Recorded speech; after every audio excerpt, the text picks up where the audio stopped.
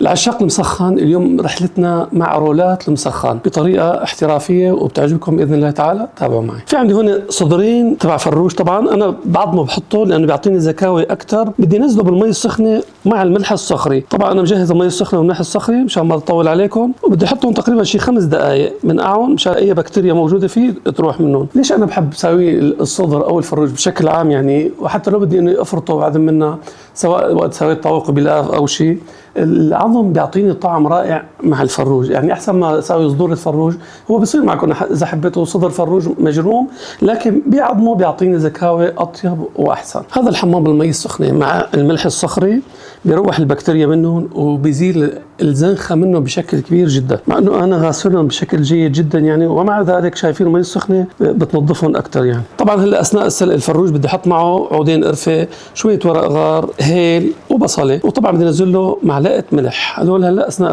السلق. هلا بعد ما خليته 5-6 دقائق بالمي والمي السخنه والملح الصخري، بدي انزلهم كمان بمي سخنه، يعني ما بصير انزلهم بمي بارده، شايفين مشان ما يكزوا معي، نزلهم بمي نظيفه. وهلا بدي الشوائب اللي طلعت منه كمان، مع اني غاسلهم الفروجات بشكل جيد جدا يعني 4-5 مرات، ومع ذلك شوف لما حطيناهم بالمي السخنه والملح الصخري شايفين الشوائب اللي طلعت منهم. يعني هي الحركه كثير ضروريه يعني، بتتم المراه عندي نظيفه. اذا حبيت استعملها لشوربات لاي طبخات ممكن نستعمل المراه لانه نظيفه ورائعه. هلا قبل ما احط البقى العطريه بستناهم شي 10 دقائق بشوف اذا طلع فيهم زفره كذا بقشها، بعدين بحط البقى العطريه. بسم الله الرحمن الرحيم. هلا بنقش الزفره تبعهم، ضروري نقشها يعني انظف واحسن والزنخه كلها بتروح باذن الله تعالى. هلا بنزل البقى العطريه وبنزل معلقه ملح كبيره فوقهم كمان، ونغطيهم.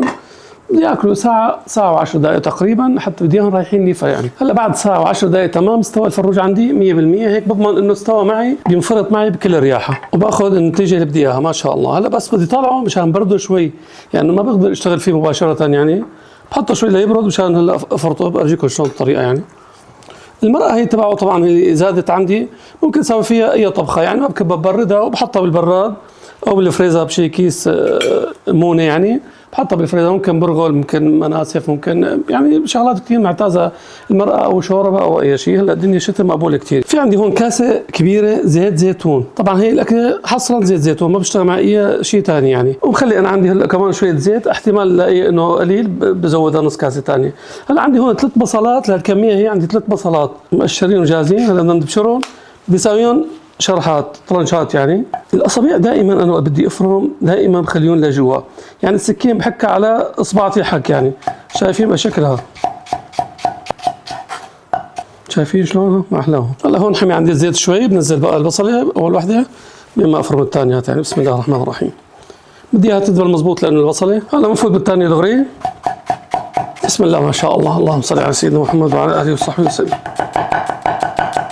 ننزل بالملح اول شيء، معلقه ملح صغيره او حسب الرغبه، انتم بتحبوها اكثر بتزيدوا.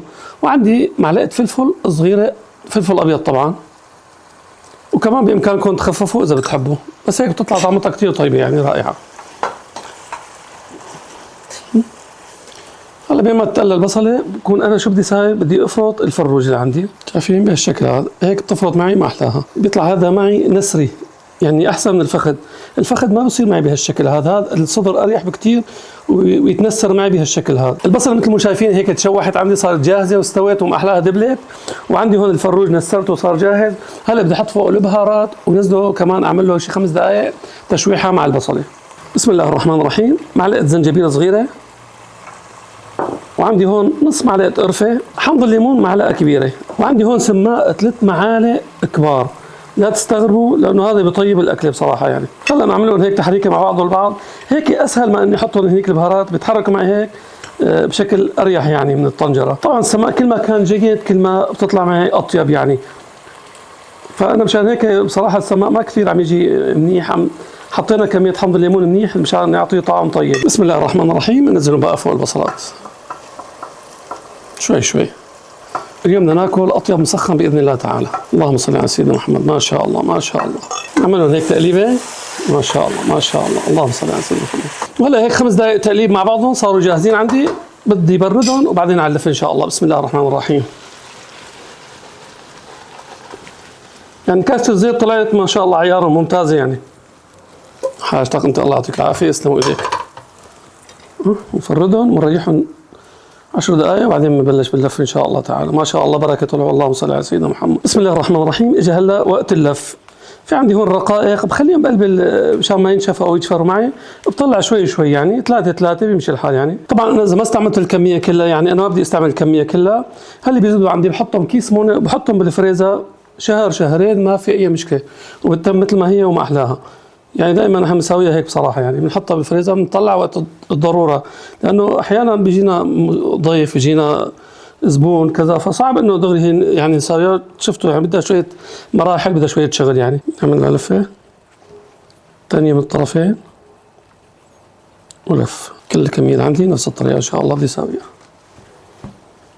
شغلة بسيطة وسهلة دغري على السريع ان شاء الله ما في شيء. بسم الله الرحمن الرحيم. وهي اخر وحده عندي، طلعوا شيء 34 وحده ما شاء الله بركه يعني. هلا بعمل لهم دهنه هيك صغيره بزيت الزيتون، بيطلعوا كثير طيبين كمان ما شاء الله. خفيف يعني ما بدنا كمان نغرقهم كثير. هلا بناخذها على الفرن بالنص تمام، فوق وتحت بنشغل على 200 تقريبا، بتطلع رائعه معي. بشوف شو الوقت بتاكله لانه بتفرق من فرن لفرن، بتختلف معنا. بسم الله الرحمن الرحيم. 5 دقائق تمام. بعمل لها تدويره للصينيه مشان تستوي من كل الاطراف، تطلع ان شاء الله رائعه. اكلت معي بالفرن 15 دقيقه تماما، طلعت معي بهالشكل هذا. طبعا بيختلف الفرن، بتختلف من فرن لفرن، انتم دائما شيكوا عليها. مثل ما شايفين طلعت رائعه جدا يعني. الحمد لله رب العالمين، توفيق من الله عز وجل. هلا ان شاء الله بصفهم وبرجيكم اياهم باذن الله تعالى. بسم الله الرحمن الرحيم. وهلا بنقول لكم الف صحه وعافيه، وهي رشه هيك سماء. ما شاء الله ما شاء الله ما شاء الله، الف صحه وعافيه. بسم الله. نوينا التقوي على طاعه الله. الحمد لله لكم اياها مثل العاده. بسم الله. والله الطعم رائع جدا جدا ما شاء الله. الله يديم نعم علينا يا رب، الله يديم نعم علينا. اللهم صل على سيدنا محمد وعلى اله وصحبه وسلم. هلا نكمل ان شاء الله، وبنذكر بعضنا مثل العاده بالصلاه على حبيبنا محمد. اللهم صل على سيدنا محمد عبدك ورسولك النبي الامي وعلى اله وصحبه وسلم عدد حسنات سيدنا محمد. اللهم صل على سيدنا محمد عدد ما تنفست جميع الخلائق منذ ان خلقتها، وصل على سيدنا محمد عدد ما خلقت وما تخلق وما أنت خالق إلى يوم القيامة، وأضعاف وأضعاف وأضعاف ذلك حتى ترضى. وصلى الله وسلم وبارك على سيدنا محمد وعلى آله وصحبه وسلم، وجزاكم الله عنا كل خير.